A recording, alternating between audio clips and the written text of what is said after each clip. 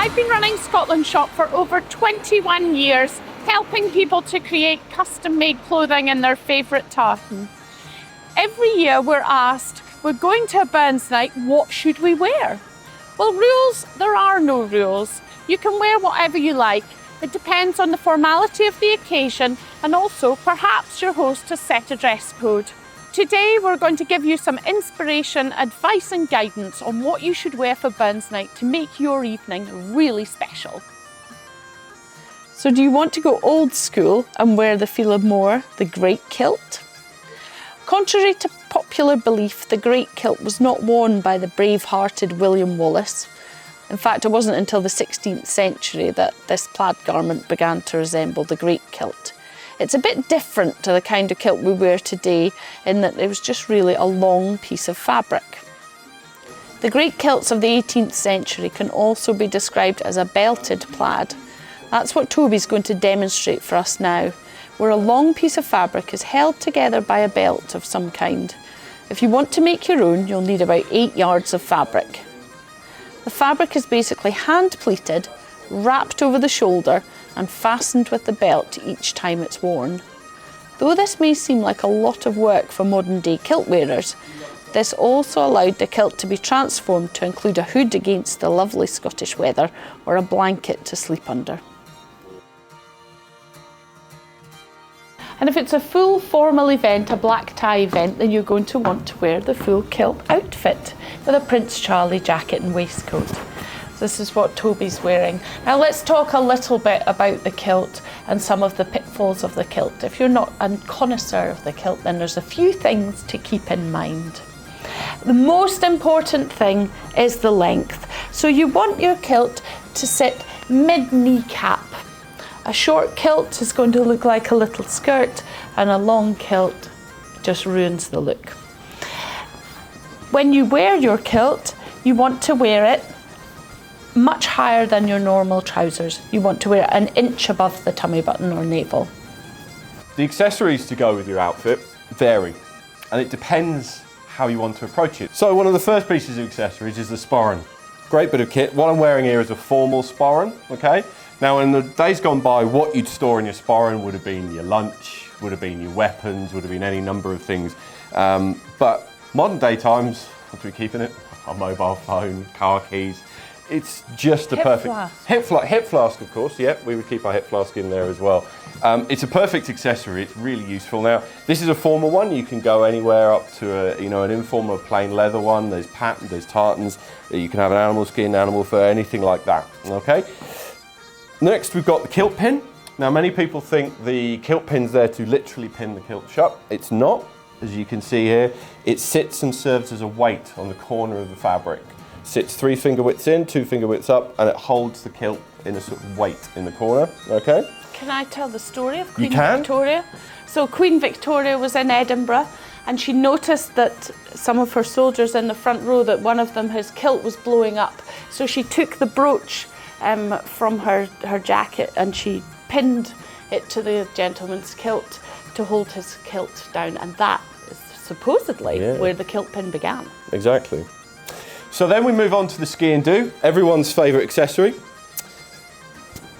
Small knife sits in the right hand sock. Now this dates back from when we carried it there, but when we went to our friend's house to show we were unarmed, in the same way that's the reason we shake hands to show we're not carrying our sword.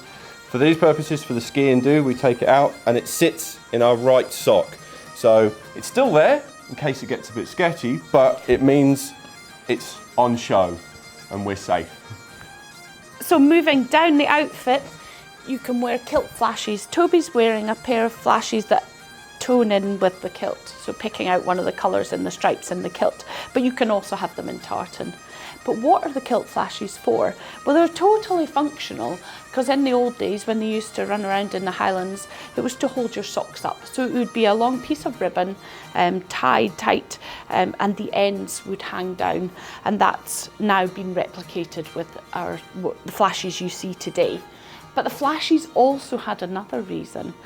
If you wore your flashes on show, that meant it was a sign of your marital status. That meant that you were available So Toby, if you're out on the pool tonight, then you've got to have your flashes on show.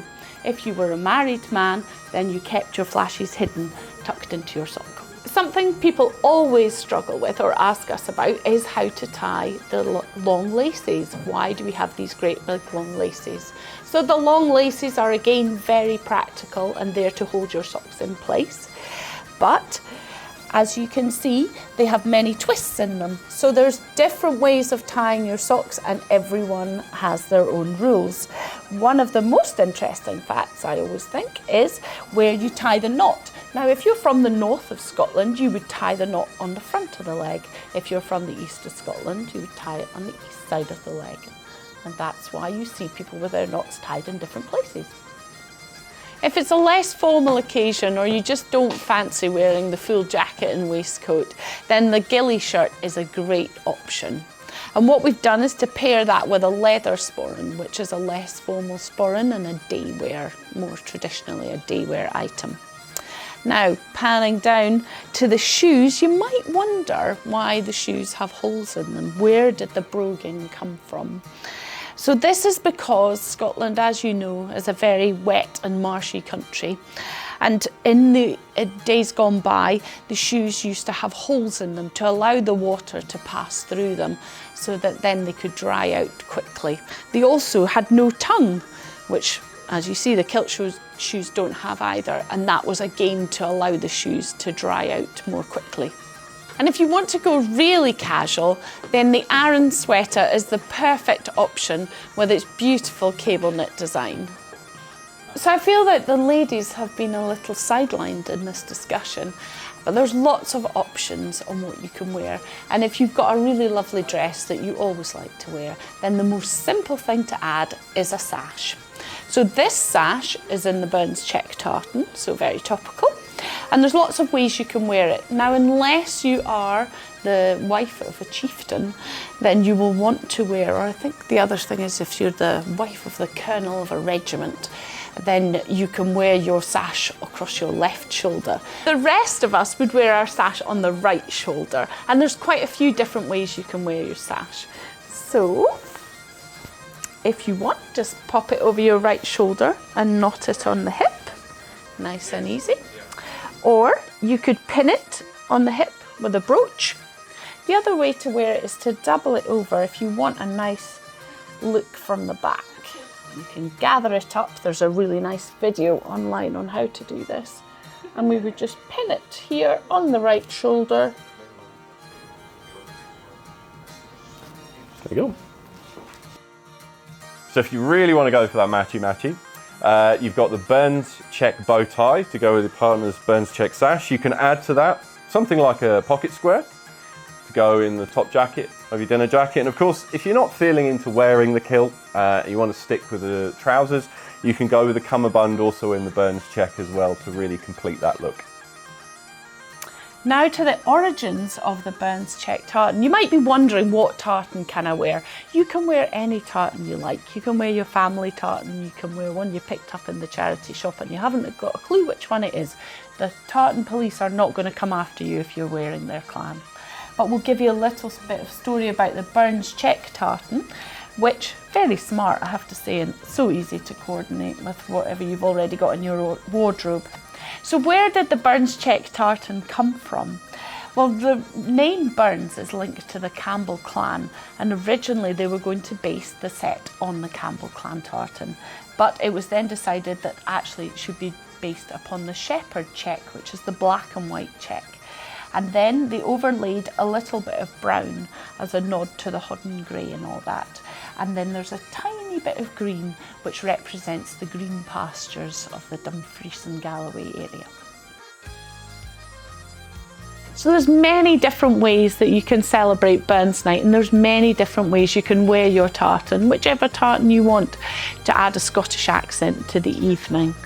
So please have fun with your tartan. Don't worry about the rules. Don't worry about how you should cook the neeps and tatties. It's all about enjoying the Scottish history and the traditions. And we hope this video helped you to do that.